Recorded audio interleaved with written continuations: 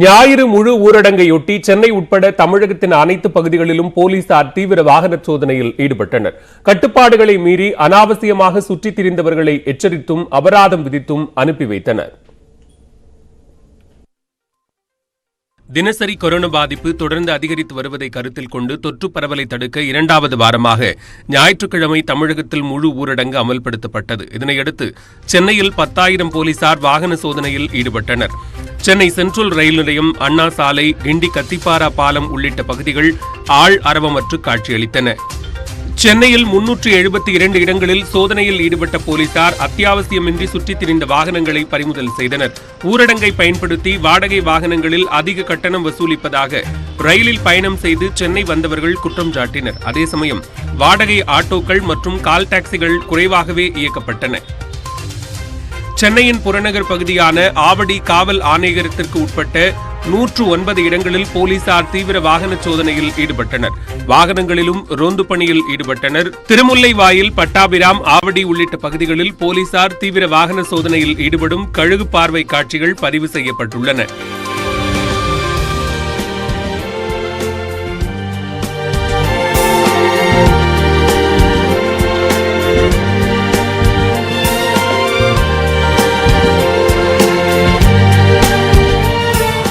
காஞ்சிபுரம் மாவட்டம் முழுவதும் 1100 போலீசார் பாதுகாப்பு பணியில் ஈடுபட்டனர். காஞ்சிபுரம், உத்தரமேரூர், வாலாஜாபாத், ஒரகடம், ஸ்ரீபெரும்புதூர் என மாவட்டம் முழுவதும் தடுப்புகளை அமைத்து போலீசார் தீவிர சோதனையில் ஈடுபட்டனர்.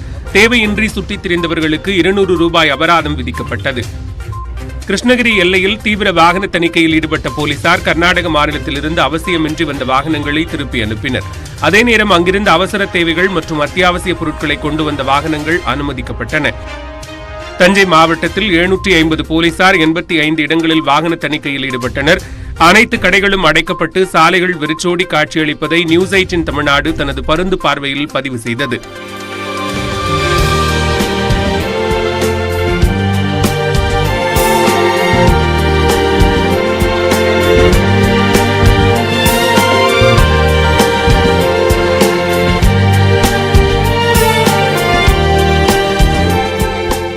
சேலத்தில் முழு ஊரடங்கு உத்தரவை மீறி வெளியில் சுற்றிய நபர்களை போலீசார் எச்சரித்து அனுப்பினர்.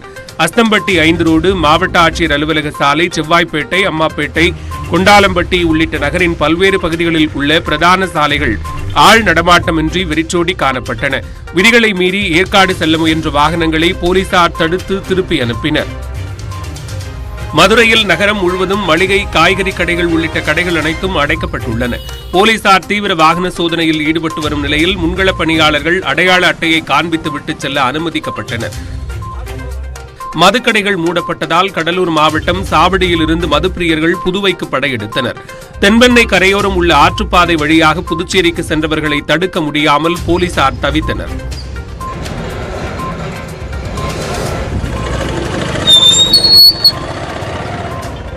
கரூரில் 30 இடங்களில் தற்காலிக சோதனை சாவடிகள் அமைக்கப்பட்டு 800க்கும் மேற்பட்ட போலீசார் ரோந்து பணியை மேற்கொண்டனர். வெளியே சுற்றுவோருக்கு அபராதம் விதிக்கவும் நடவடிக்கை எடுக்கப்பட்டுள்ளது. இதனால் கரூர் நகர சாலைகள் ஆள் அரவமின்றி வெறிச்சோடி காட்சியளித்தன.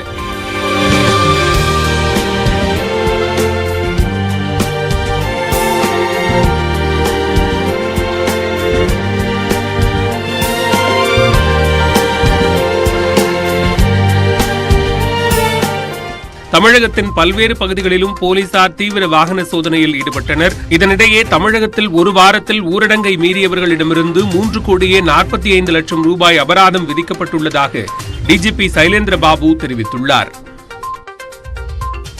தமிழகம் முழுவதும் ஊரடங்கு விதிகளை மீறி வெளியில் சுற்றியவர்களுக்கு போலீசார் அபராதம் விதித்ததுடன் நூதன தண்டனையையும் வழங்கினர். தேனி மாவட்டம் கம்பத்தில் ஊரடங்கு விதிமுறைகளை மீறி சாலையில் சுற்றித் திரிந்த இளைஞர்களை காவல்துறையினர் தண்டால் எடுக்க வைத்தனர்.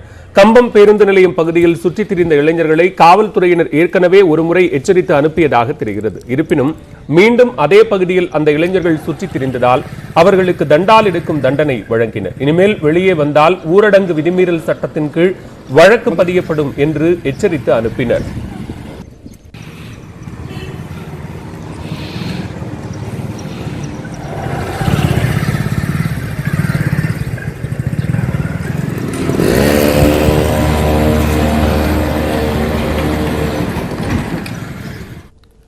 திருத்தணியில் ஊரடங்கு கட்டுப்பாடுகளை மீறி கிரிக்கெட் விளையாடிய இளைஞர்களை காவல்துறையினர் மைதானத்தை சுத்தம் செய்ய வைத்தனர். ஊரடங்கால் ஊரே முடங்கி இருக்கும் நிலையில் சில இளைஞர்கள் காணும் பொங்கலை கொண்டாடுவதற்காக கிரிக்கெட் போட்டி நடத்தியுள்ளனர். இதனை கேள்விப்பட்டு சம்பவ இடத்திற்கு சென்ற போலீசாரை கண்டதும் கிரிக்கெட் விளையாடிக் கொண்டிருந்த இளைஞர்கள் நாலாபுறமும் சிதறி ஓடினர். அவர்களில் 4 இளைஞர்கள் மட்டும் போலீசிடம் சிக்கிய நிலையில் அவர்களுக்கு மைதானத்தில் கிடக்கும் பிளாஸ்டிக் பொருட்களை அகற்றும் தண்டனையை போலீசார் வழங்கினர்.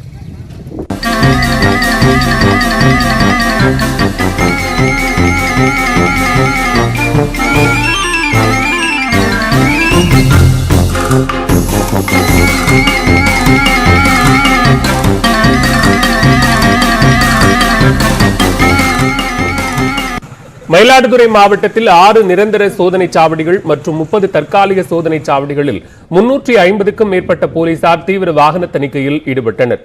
அவசியமின்றி இருசக்கர வாகனங்களில் வந்தவர்களுக்கு 500 ரூபாய் அபராதம் விதித்தனர். அரசின் வழிகாட்டு நெறிமுறைகளை முறையாக பின்பற்றவும் அறிவுறுத்தினர். கரூரில் சட்டவிரோத மதுபான விற்பனையில் ஈடுபட்ட 7 பேரை போலீசார் கைது செய்தனர். 2 நாட்களுக்கு டாஸ்மாக் கடைகள் மூடப்பட்டதால் கரூர் மாவட்டத்தில் ஆங்காங்கே சட்டவிரோதமாக மதுபானம் விற்கப்படுவதாக தகவல் கிடைத்தது. இதனையடுத்து சிறப்பு தனிப்படை போலீசார் அதிரடி சோதனையில் ஈடுபட்டனர். அப்போது பேருந்து நிலையத்திற்கு அருகே டாஸ்மாக் வளாகத்தில் உள்ள மதுக்கூடம் ஆத்தூர் மதுக்கூடத்தில் மதுபானம் விற்பனை செய்ததை கண்டுபிடித்தனர். இதனையடுத்து அங்கு போலீசார் வருவதை கண்டதும் மதுப்பிரியர்கள் தலைதெறிக்க ஓடினர். மேலும் டாஸ்மாக் கடைகளில் 2 நாட்களுக்கு முன்பே மதுபானம் வாங்கி இருப்பு வைத்துக் கொண்டு அதை கள்ளச்சந்தையில் விற்பதும் தெரிய வந்தது. இது தொடர்பாக வேம்பரசன், பிரசாத், வடிவேல் உள்ளிட்ட 7 பேரை கைது செய்த போலீசார் அவர்களிடமிருந்து 1000க்கும் மேற்பட்ட மதுபான பாட்டில்களை பறிமுதல் செய்தனர்.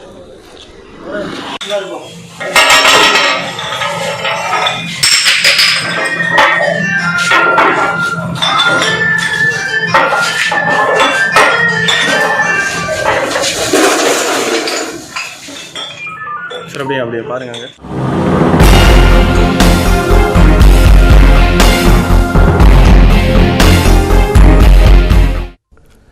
காணும் பொங்கலான ஞாயிற்றுக்கிழமை முழு ஊரடங்கு காரணமாக தமிழகத்தின் பல்வேறு பகுதிகளில் உள்ள முக்கிய சுற்றுலா தலங்களும் வழக்கத்திற்கு மாறாக மக்கள் கூட்டமின்றி வெறிச்சோடி காணப்பட்டன.